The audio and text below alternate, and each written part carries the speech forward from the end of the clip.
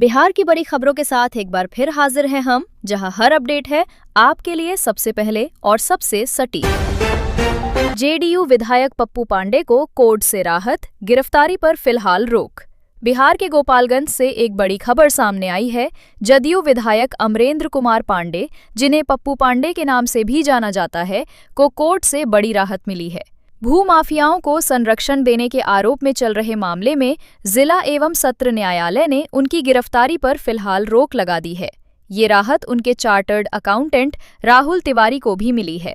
Court ने अगली सुनवाई 7 मई तक के लिए तय की है। फिलहाल इस फैसले से दोनों को अंतरिम राहत मिल गई है, जबकि मामले की सुनवाई आगे जारी रहेगी। दिल्ली में हत्या के बाद बिहार की सियासत गरम, तेजस्वी ने उठाए सवाल। दिल्ली में खगड़िया के रहने वाले एक डिलीवरी बॉय की हत्या के बाद बिहार की राजनीति में हलचल तेज हो गई है। इस घटना को लेकर विपक्ष ने सरकार को घेरना शुरू कर दिया है। नेता प्रतिपक्ष तेजस्वी यादव ने इस मामले को गंभीर बताते हुए सवाल उठाया कि क्या अब बिहारी होना ही अपराध बन गया है। उन्होंने केंद्र और राज्य सरकार से इस मामले में निष्पक्ष जांच और पीड़ित परिवार को मुआवजा देने की मांग की है।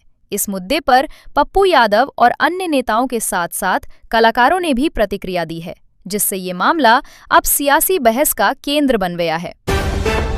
फुलवारी शरीफ में बड़ी चोरी, करोड़ों के जेवरात और नकदी गायब। पटना के फुलवारी शरीफ इलाके में चोरी की एक बड़ी वारदात सामने आई है। मित्रमंडल कॉलोनी के वृंदावन लेन में चोरों ने एक घर को निशाना बनाते हुए खिड़की का ग्रिल उखाड़कर अंदर प्रवेश किया। बताया जा रहा है कि घटना के समय परिवार के सभी सदस्य घर की ऊपरी मंजिल पर सो रहे थे, जिसका फायदा उठाकर चोरों ने करीब 1 करोड़ रुपए से अधिक के सोने के जेवरात और नकदी पर हाथ साफ कर दिया। घटना के बाद इलाके में हड़कंप मच गया है। पुलिस सीसीटीवी फुटेज के आधार पर जांच कर रही है और जल्द ही आरोपियों तक पहुंचने की कोशिश की जा रही है। शराब के नशे में पहुंचा दूल्हा, दुल्हन ने शादी से किया इनकार। बिहार के जहानाबाद से एक अनोखा मामला सामने आया है, जहां दूल्हे की एक गलती उसकी शादी पर भारी पड़ गई। दरअसल दूल्हा शराब के नशे में धुत होकर बारात लेकर पहुंचा था। लड़की पक्ष के लोगों ने पहले तो इस बात को नजरअंदाज किया, लेकिन जब दूल्हा स्टेज तक पहुंचते पहुंचते लड़खड़ाने लगा तो स्थिति साफ हो गई। इसके बाद दुल्हन ने सख्त फैसला लेते हुए शादी से इनकार कर दिया। नतीजा ये हुआ कि पूरी बारात बिना शादी के ही वापस लौट गई।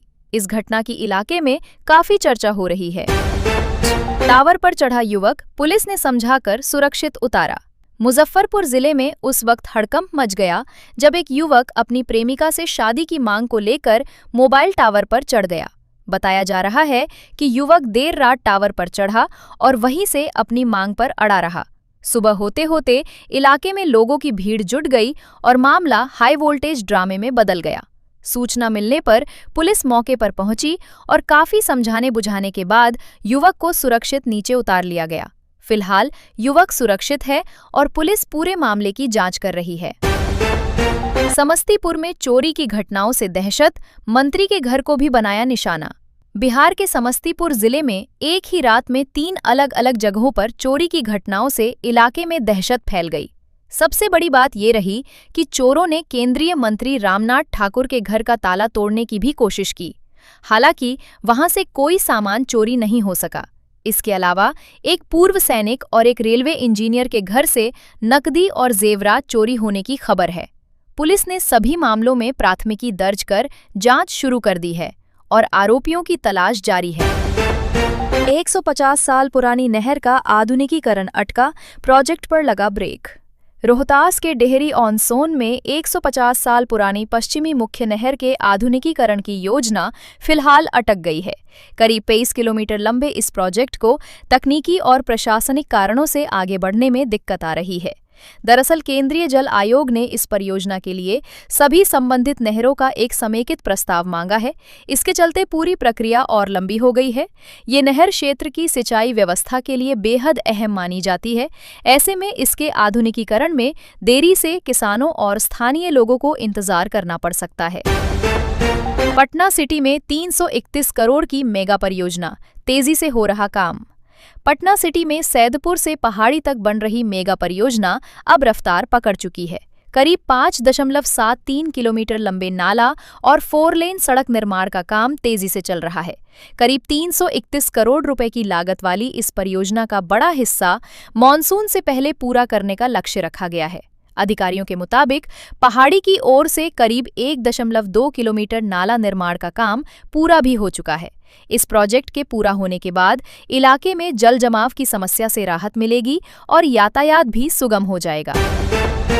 जनगणना के नाम पर साइबर ठगी, एक क्लिक में खाली हो रहा अकाउंट। बिहार में जनगणना 2027 के नाम पर साइबर ठगी का नया तरीका सामने आया है। ठग लोगों को एक लिंक भेज रहे हैं जिस पर क्लिक करते ही बैंक खाते से पैसे गायब हो रहे हैं। दरअसल सरकार की ओर से स्वगणना के लिए पोर्टल शुरू किया गया है, जिसका फायदा उठाकर साइबर अपराधी लोगों को फर्जी लिंक के जरिए निशाना बना रहे हैं। विशेषज्ञों और पुलिस ने लोगों से अपील की है कि किसी भी अनजान लिंक पर क्लिक न करें और केवल आधिकारिक वेबसाइट का ही इस्तेमाल करें। थोड़ी सी सावधानी ही आपको बड़े नुकसान से बचा सकती है।